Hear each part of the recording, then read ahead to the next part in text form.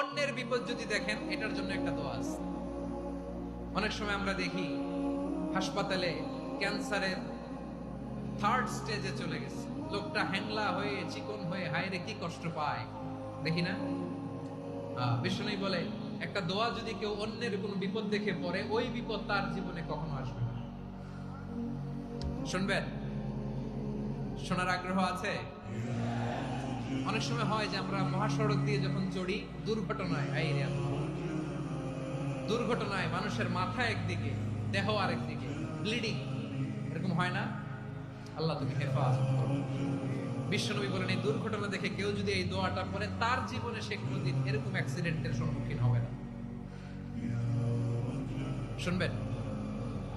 বিশ্বনবী বলেন অন্যের বিপদ দেখে কেউ যদি পড়ে, আলহামদুলিল্লাহিল্লাযী আফানি মিম্মা বতালাকা বিহি ওয়া ফাদ্দালানি আলা